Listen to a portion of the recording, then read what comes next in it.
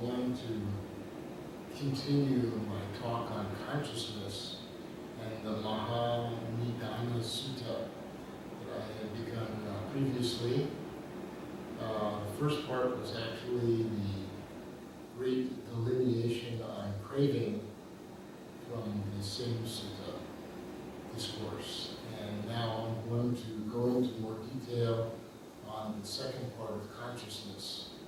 I'll give a little summary of my first talk for those who didn't hear it. But all of our talks are uploaded onto the internet, and you can get to it from the MABA link.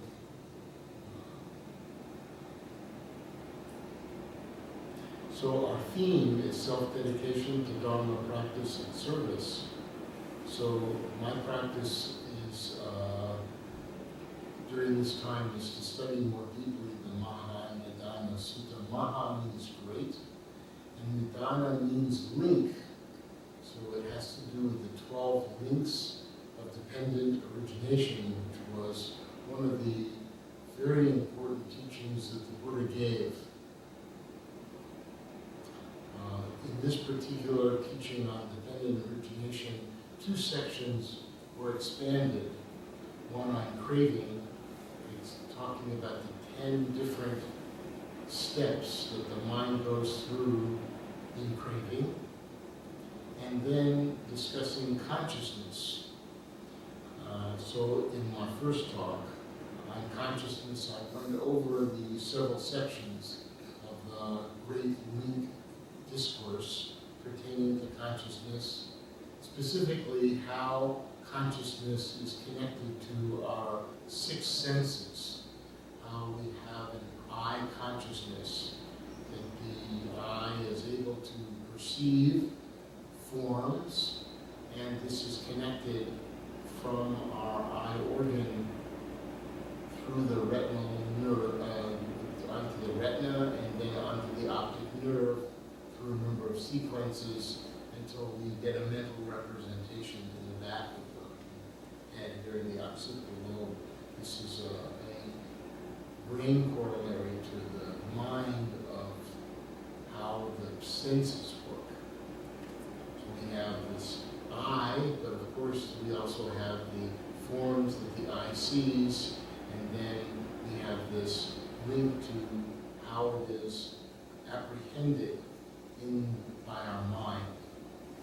This is called the eye realm, the eye consciousness.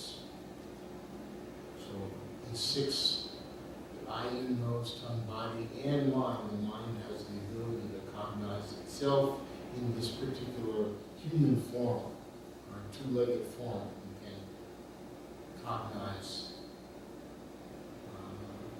our own mind. We have the ability to communicate with each other because all of our consciousnesses are in some way linked, because our eyes see about the same thing, or we hear in the same range, we have similar tastes and smell, awareness, and even our minds work very similarly. So we can have a good awareness of being able to communicate and connect with each other, because each of our streams of consciousness interlink with each other, we're interconnected. We even have a little bit of interconnection with animals. We can see that they have a similar kind of connection, but not nearly as deep in terms of their mind consciousness. The mind continues to develop. Even our brain chemistry, the construction of the neural networks in the brain really is most active, not as we originally thought, between just the ages of 0 and 5 or 6, but actually research has shown that the brain is continually being constructed. And up into our early 20s, even, the brain connections to the prefrontal lobe are still being formed. But it doesn't end then. We can continue to make better connections and to be able to do transformations functions of our brain and our mind throughout our lives. The neighborhood in which I live is relatively quiet. But lately, they've been doing road construction on the road that I live on, and there are people that are banging into the pavement all day long, making lots and lots of noise. From 7 in the morning until sometimes 9 at night, taking out the road and putting in the new road. It's been going on for quite some time. In the same way, road construction in our own mind can be rather noisy and disturbing at times. Sometimes we run into obstacles and difficulties when we realize that the road that we have paved in our own mind, our own path, is leading us to distress, and we need to do some road construction. We break away what is our old habit energy, and we try to replace it with something that has greater efficacy, that works better, and is more in harmony with others. So our own road construction can be somewhat noisy at times. When we sit in meditation, we can hear how noisy the mind is or how quiet the mind is. When the mind is noisy, it's not necessarily that the mind is doing something that's incorrect. It just means that it's subject to road construction. So one day, after a particularly noisy prior day, I went out into the garden, and there in the garden was a possum, wide awake. And in the nature of possums, they're nocturnal.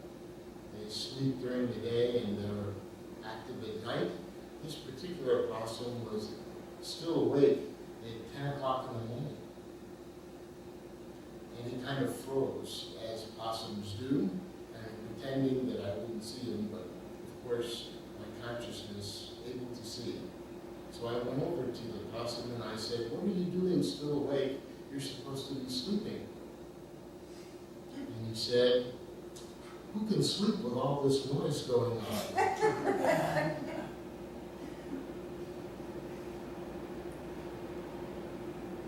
So I gave him some Ambien.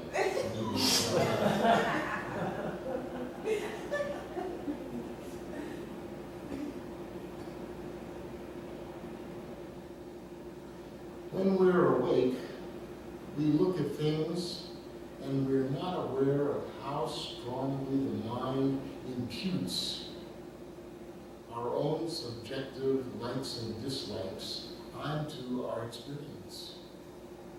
It's as if the experience itself contains like and dislike. I sort of like this table. It's okay. That means that the table contains my like or dislike. This is just an incorrect identity view. This table does not contain any of my likes or dislikes. Even if I dislike the table enough that I would break it, still the table would not contain my like or dislike. But we go through life imputing like and dislike onto so many things. Then, of course, we take it to the next level. Not only like and dislike, it now becomes right and wrong. This table is wrong, or this table is right. And then we can even make the mistake of imputing onto ourselves the right and wrong, the good and bad. Then this creates in the consciousness all kinds of disruptions. It creates a lot of turmoil. So many things bubble up that the stream of consciousness becomes impenetrable. We can't see very deeply. We can't see the rocks and the eddies. We can't see the whirlpools and the banks and the limbs under the stream. And so we go along in the stream keep bumping into things, and we blame the things that we're bumping into, but in fact it's because of our own ignorance that we're not able to see what's in the stream.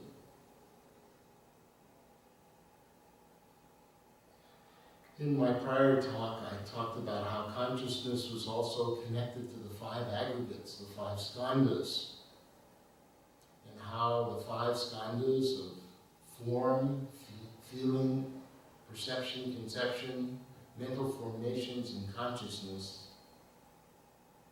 were very similar and interconnected with a part of the 12 links. This is the 12 link sutta of name and form. And name and form and consciousness alternate with each other. It is the relationship between name and form and consciousness that gives rise to our being able to utilize our senses. So I talked a little bit about that last time. If you're not totally in tune with that, it's okay. We'll get back to it in a bit. Yesterday in the Huineng retreat, how many of you here were at the Huineng retreat? Just a few, so I can repeat the story without being too redundant. I told the story about how as a child I was encouraged by my parents to go to a day camp. I was probably 8 or 9 years old, and I didn't know any of the other children at the camp. And a bus would come by and take us to the camp, maybe 20 minutes away, and then on the way home, all the children would sing. And since I didn't know any of the children, I felt a little bit awkward. I learned the songs. One of the songs that they sang was 99 bottles of beer on the wall. Not a particularly good Buddhist song, but I guess if the bottles of beer fell, it would be okay, as long as we don't drink them. And another song that they sang was a particularly disturbing song to me that was called Row, Row, Row Your Boat. And as the other children were singing this song, all I could think about was, how can you row your boat gently down the stream, merrily, merrily, merrily, merrily, when life was but a dream? So this was a great disconcern to me. And then I talked yesterday about how one day I came to a Buddhist monastery that had two large incense sticks spewing smoke in the distance. And I began to learn about life as a dream from a different context, from the Dharma Sutra context.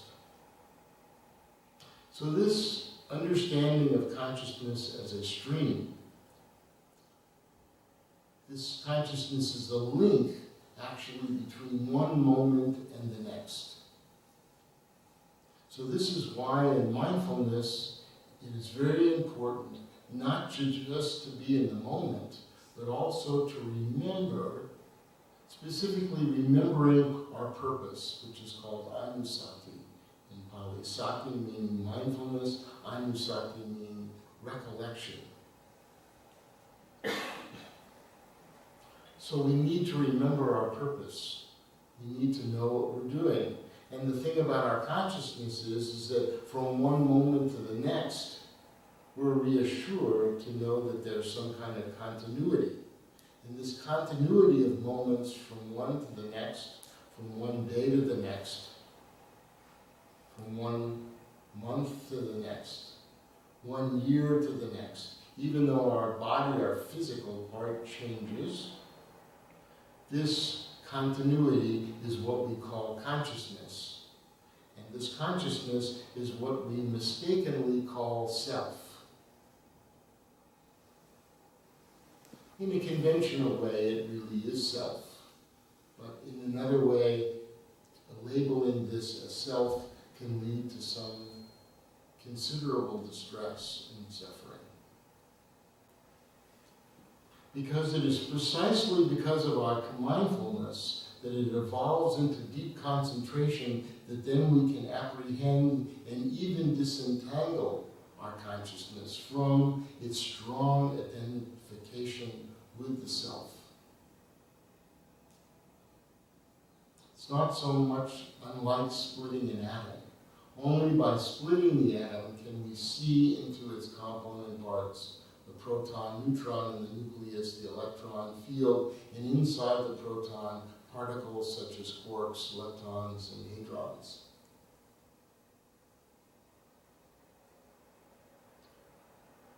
Xian Brett has recently commented on what it is meant to be a stream enterer.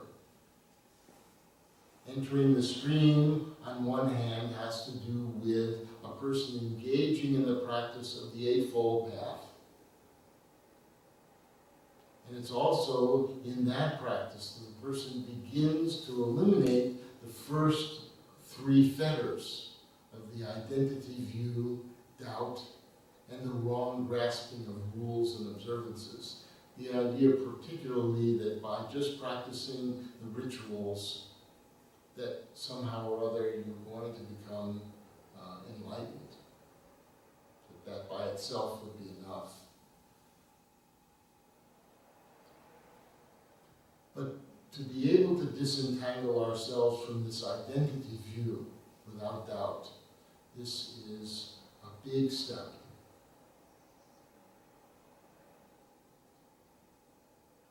In the Samyutta Nikaya 2295, it is said, "Thus I have heard on one occasion the Blessed One was dwelling at Varanasi in Deer Park. There the Blessed One addressed the monks of the group of 5 thus, Monks, Venerable Sir, these monks replied, and the Blessed One said this, Monks, form is non-self. For if monks' form were self, this form would not lead to affliction. It would not be possible to determine form. Let my form be thus. Let my form not be thus.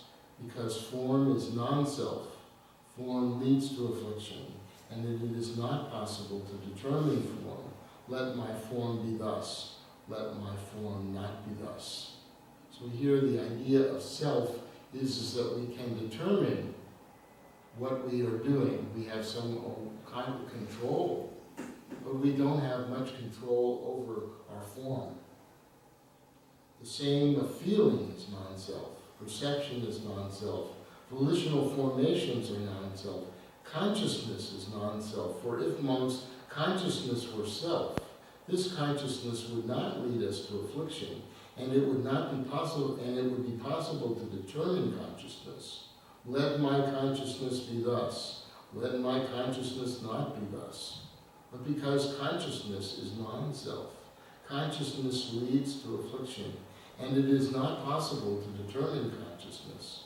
Let my consciousness be thus. Let my consciousness not be thus. In 22.7 of the same Nikaya, with the change and alteration of form, his consciousness becomes preoccupied with the change of form. Agitation and a constellation of mental states born of preoccupation with change of form remains obsessing to his mind. This is called the fashion police. Always concerned about how we look. Because his mind is obsessed, he is frightened, distressed, and anxious, and through clinging he becomes agitated. He regards feeling as self, perception as self, volitional formations as self, consciousness as self, or self-possessing consciousness, or consciousness as in self, or self as in consciousness. That consciousness of his changes and alters. With the change and alteration of consciousness, his consciousness becomes preoccupied with the change of consciousness. Agitation and constellation of mental states born of preoccupation with the change of consciousness remain obsessing his mind. Because his mind is obsessed, he is frightened and distressed and anxious, and through clinging, he becomes agitated. And how, monks, is there not through non-clinging, here amongst the instructed noble disciple who is a seer of noble ones and is skilled and disciplined in the Dharma, who is a seer of superior persons and is skilled and disciplined in their Dharma, does not regard form as self or self as possessing form, or form as in self or self as in form. That form of him changes and alters. And despite the change and alteration of form, his consciousness does not become preoccupied with the changes of form. No agitation and constellation of mental states is born of preoccupation with this change of form, remains with this change of form. Because his mind is not obsessed, he is not frightened, distressed, or anxious, and through non-clinging he does not become agitated. He does not regard feeling as self, perception as self, or volitional formations as self, consciousness as self, or self-possessing consciousness, or consciousness as in self, or in self as in consciousness. That consciousness of his changes and alters. Despite the change and altering of consciousness, his consciousness does not become preoccupied with the change of consciousness.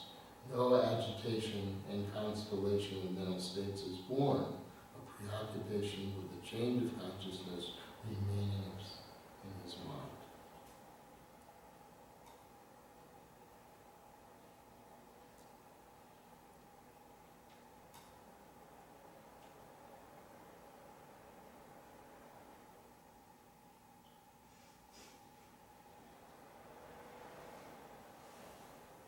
So in the Maha-Nidana Sutta, consciousness is explained in this way.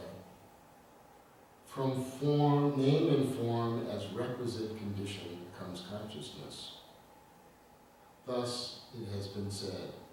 And in this way, to understand how from name and form as a requisite condition comes consciousness, if consciousness were not to gain a foothold in name and form, would a coming into play of the origination of birth, aging, and death and stress into the future be discerned.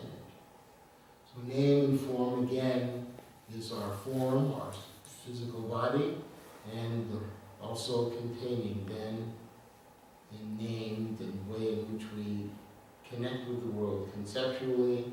It contains our feelings, our senses, our conceptions, our mental patterns, our habit energy, and our consciousness.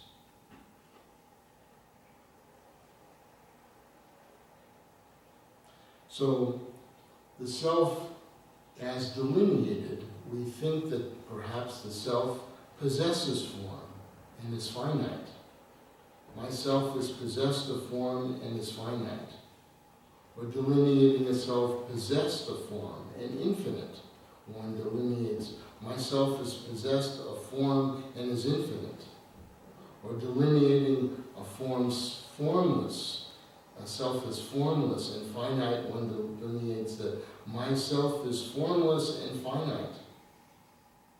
For delineating a self formless and infinite, one delineates that myself is formless and infinite. And the Buddha systematically in this sutta goes through step by step, showing how each one of these four conditions of the self being defined as form, either infinite or finite, doesn't work. Because if you look at it this way, it leads to a logical inconsistency. Now, the one who, when delineating a self, delineates it as possessed of form and infinite, either delineates it as possessed of form and infinite in the present, or of such a nature that will naturally become possessed of form and finite in the future after death. Or he believes that although it is not that way yet, I will convert it into being that way. This being the case, it is proper to say that a fixed view of the self possessed of form and infinite obsesses him. So he goes through and makes a very good case in the sutta. I'm not going to go through all of the assumptions about this, but he goes into great detail, and he explains it even more to Ananda, one of the 5 monks, goes into greater detail with this. And again, I just point you to the sutta, and you can look at it in more detail.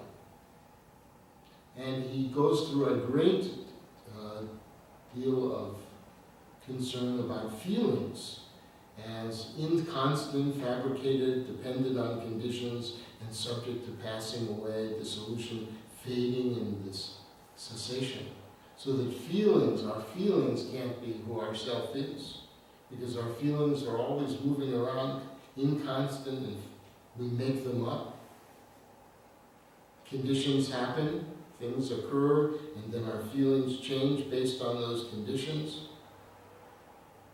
And eventually they go away, they dissolve, they fade, they stop altogether. And this happens with feelings that are both pleasant, unpleasant, or neutral. And he goes into detail about all of this, showing that neither is feeling myself nor is myself oblivious to feeling. It's not that I don't feel it, it's just not who myself is. So in summary, he says to Ananda, in as far as a monk does not assume feeling to be the self, nor the self as oblivious, nor that myself feels or that myself is subject to feeling, then, not assuming in this way, he is not sustained by anything, does not cling to anything in the world. Unsustained, he is not agitated. Unagitated, he is totally unbound right within. He discerns that birth is ended and the holy life is fulfilled, the task is done. There is nothing further for this world.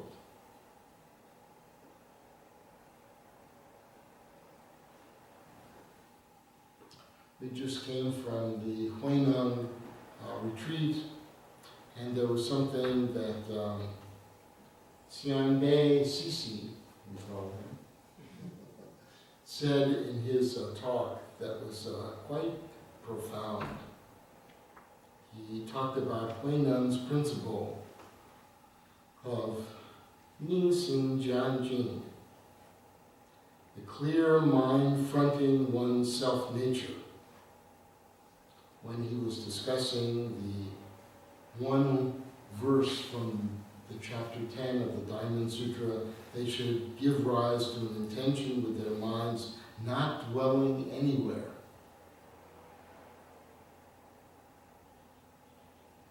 The actual literal translation of this, as best as I could figure, is no object should abide and arise in the heart and mind.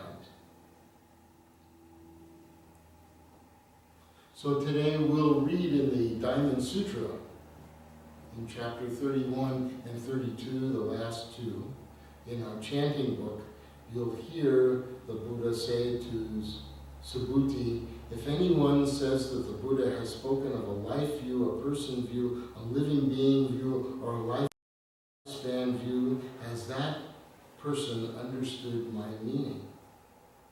And Subhuti answers, no, world-honored one, such a person has not understood the Tathagata, or Tathagata, either way of pronouncing, we can do it.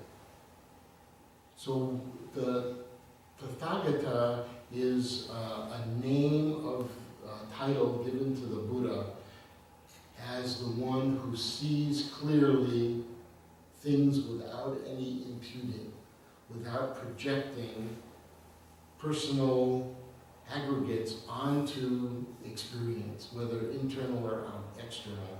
So he is perceiving things just in the moment as they are. This as they are is tataga, meaning suchness. Things are just as they are without any superimposing. So what the Tathagata calls a self-view, a person view, a living being view, or a lifespan view are not in essence a self-view, a person view, a living being view, or a lifespan view. That's why they are called a self-view, person view, living being view, or lifespan view. So we call things a certain way, but calling it that way doesn't mean that it is that way. Desk. The desk only is a word, it's not the actual thing itself. Good desk, even further away from the thing itself. Good desk that belongs to me, then I'm in trouble. We'll come here next time, it will be gone.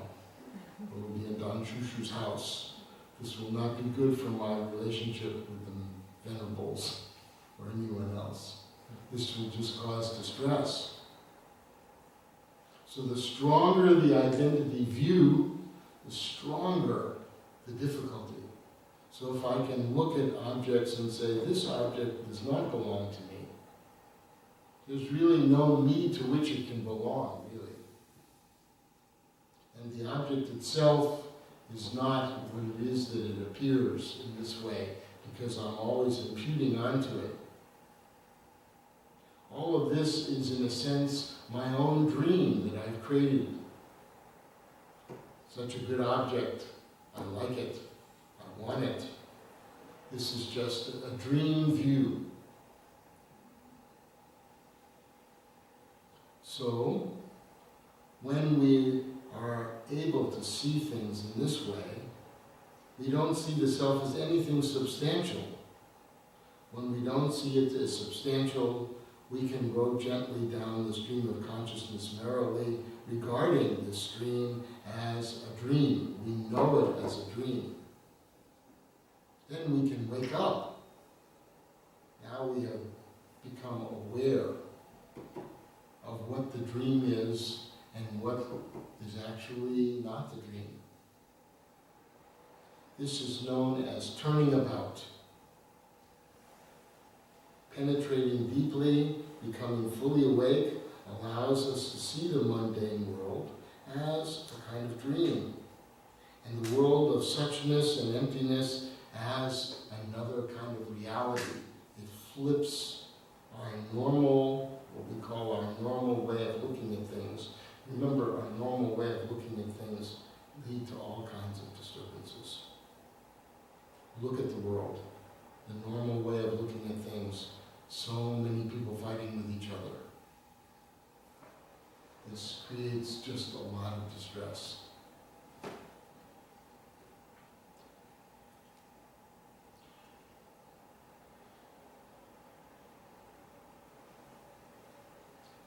So, as we conclude, may all beings have happiness and the causes of happiness. May all beings not suffer and not experience the condition of suffering. May all beings never be separated from the altruistic joy, which is free from suffering, and may all beings dwell in the great equal